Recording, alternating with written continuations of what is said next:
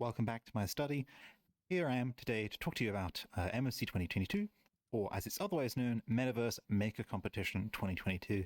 Let's get started. You're going to learn everything you need to know, plus some links and resources for more information, as there's a lot to go over. Let's go ahead and get started by zooming in a little bit here so you're nice and up in my face here. So let's get started. What is the MMC 2022? So MMC stands for Metaverse Maker Competition, as I said before, and it's a competition that lasts for an entire month that allows you, that's you, the viewer, and the rest of the news community to create and enter pretty much anything that they can dream of. Entry is 100% free. It just requires that you make it on Neos. You make your content on Neos. We'll cover that more in some additional information as we go, but that's what it is at its core. So it's a month-long competition, and that means that you should build your entry between in that month window. No building can occur outside that month window, and entries must be submitted before that window closes. For some specifics here, you can check the dates, which are in the video description, but I'll also read them out here. So the start date is February 1st, 2022 at 1900 UTC. It's very important that UTC 1900 is observed because we want to make sure that the competition starts at the same time around the world. So I think in some time zones it's already February, but you can't start now. Or at the time of this video, it's probably gone because I'll probably watch this tomorrow, so it doesn't really matter. But anyway, the point being, UTC 1900 on February 1st is when you can start, and then you have to stop and have your entry submitted, which is super important. Make sure it's submitted. We'll talk about that in a moment more. By March 1st, 2022 at 1900 UTC again. So that's the time that goes between here. Now, what can you build? What can you make? So there are now actually 13 categories. We had 9 last year, so there are 13 categories. There's lots of sort of expansion here. I will go over them. There's a few changes involving that category as well. Let's go ahead and get started on those categories. So I'm going to just read them off a list, but they'll also be in the video description. And more importantly, they'll be on the official rules document as well. I'm going to be making lots of references to that document. I need you to go ahead and read it. It has much more detail than I'm able to provide, and tells you everything you need to know without sort of, coming back to this video and watching it over and over again. But if you do that, that's cool too. So let's go into these categories. So the categories that we have are world, social. Oh, actually, I should go before we get into categories. For a lot of categories in the world sort of master category, there are two types of categories. So there is a team category, which is an individual or team category, which is for 5 or fewer members in your team. So if you're a group of 5 or fewer people, you can enter into that individual 5 or fewer classification. And then there's also a larger one, which is a team with 6 or more members. That's for larger teams to work on. We're splitting this up this year to give those individuals a little bit more chance to shine and to kind of separate the big groups. Not segregate them though, everything's still going to be mixed together and celebrated, but it just gives us that many more prizes to give out, that many more sort of awareness to give, and the awareness to sort of show, hey, smaller groups can build in years too. We had a lot of entries last year that were built by 1 person or 2 people, and some of those won, a lot of those got honorable mentions, so it's great to kind of sort of provide that opportunity to showcase those. Now going back to categories, we're going to start with the world categories, which are the ones which have this sort of team size classification or split. So we have world social, which is for environments focused on social gatherings. You can think of things like a nice sort of pub, bar, club, or maybe a nice living room where you'll hang out. Last year we had some great clubs. We had just some great hangout areas. We had this sort of underwater themed entry that won. We also had a hotel, like a really big hotel, lots of rooms. So there's lots of social there, lots of social diversity there. If you're hanging out to talk to people, World Social is where it's all about. Moving on, we have World Game. This is for games that are built within Neos. Now, this can be pretty broad. If you've basically made a game and it takes place in a setting, in an environment, that's World Game for you. Last year, we had things like Abandonware, which was an exploratory sort of Silent Hill-esque thing where you explored a very sort of weird environment, picking up pages and getting spooked by crazy stuff that existed. We also had some shooters. We had gun game and things like that, where it was sort of more laser taggy, running around shooting people. All sorts of stuff there was included in World Game. So if it's a game, go ahead and enter it into World Game. We're seeing a lot more sort of good quality games here. My sort of dream is that you have a game coming out in this competition which you would be sort of unrecognizable if you were to sort of pay a couple of dollars for it on the sort of indie section of Steam. Abandonware certainly qualify for that. That's one of the reasons why they won. So do take a look at World Game if you're making a game. Next up, and moving onwards from here, that individual or larger team. So the smaller team or the larger team split does not occur over the rest of these categories. So that's the end of that one. We then have world MISC, which is any world that doesn't fit into art, which is another category, education, science, database, which is another category, meme, social, or game. Any of them that doesn't fit anywhere else. So world miscellaneous is basically just sort of anything that doesn't fit anywhere. We're not quite sure what we're going to see this year. We had some really cool entries last year that have actually informed some new categories this year. So if it doesn't fit anywhere else and it's a world, go ahead and chuck it into world MISC. We'll cover the categories mentioned there in world MISC in just a moment. Moving on, we have avatar avatars. This is the avatar group now. Avatar avatars is, if it's an avatar that's equipable, that's really what it is. If it's an avatar, like this is an avatar, I am wearing an avatar, then you can go ahead and enter it into avatar avatars. I'm going to stop saying the word avatar now. No, just joking. I'm actually going to say avatar accessories next, which is for avatar accessories. So you can think of accessories of anything you can wear, equip, use, sunglasses, hats, scarves, backpacks, wristwatches, all sorts of stuff. Go inspect a gadget, inspect a gadget. Go cheese trousers. If you make cheese trousers, go for it. Next up, we have avatar MISC, which is anything that does not fit into avatars or accessories. This can be tools such as avatar creators, avatar systems, avatar enhancements, all sorts of stuff like that. Good sort of clarification there is sort of, if it's accessories, then you probably wear it, you equip it, you put it on. If it's avatar MISC, it might be something you have to install. Last year, for example, we had a quadrupedal system, which was quite cool. That was most certainly an avatar's MISC. That's the avatars group. We're now moving on to the sort of other weird ones here. We have other TAO. And in the other category, TAO stands for tools, apps, utilities. So if it's a tool to achieve something within Neos, if it's an application to sort of do something within Neos, or it's a utility to sort of do something with Neos. Also outside of Neos, remember that you have applications and stuff that Neos can be used for that aren't just what most of our community sees it for, which is social VR. Just if it's a tool, an app, or utility, it goes into other TAO. You can think of like anything there, from a sort of calculator to something that sort of calculates pi to however many decimal places you want, to, hey, maybe something that's sort of going to solve the answer to the life, universe, and everything. That's it. Make Marvin, make it a tool app utility, chuck it in tool app utility. Other MISC is anything that is not a world that doesn't fit anywhere else.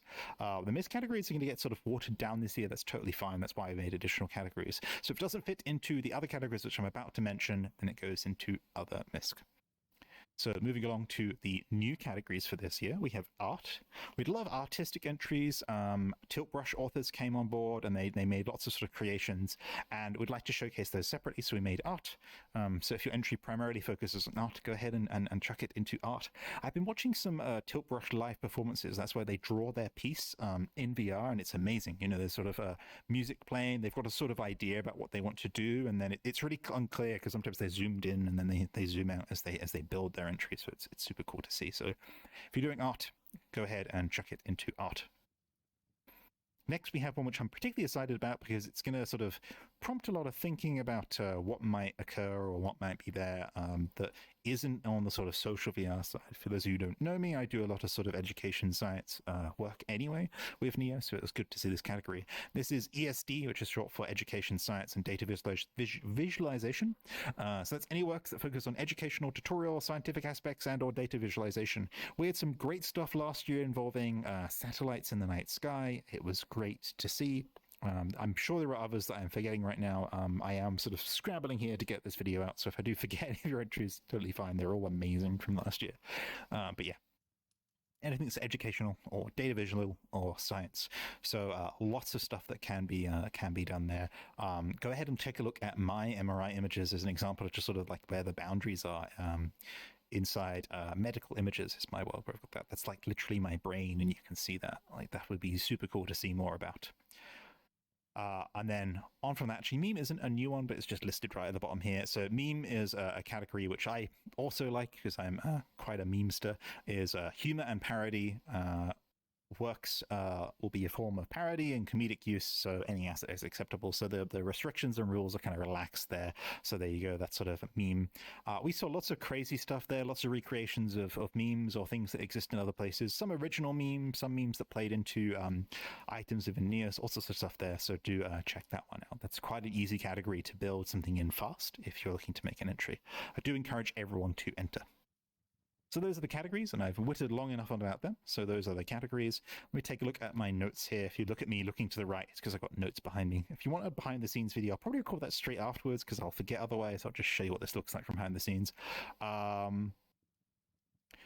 So that's the categories. The next thing I want to talk about is the rules. So I did mention one of the most important rules to start with, which is that you need to ensure that when you're recording, you're in busy, because I believe you just heard a notification there. There we go.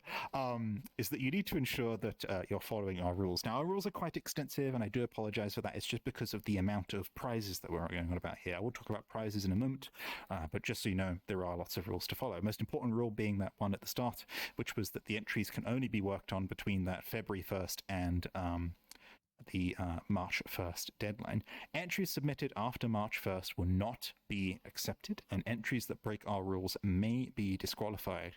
So do take a look at those rules. I'm not going to list them, but I am going to mention a few that do come to mind. That was being the most important rule. The second most important rule, in my opinion, is the licensing on assets and things like that.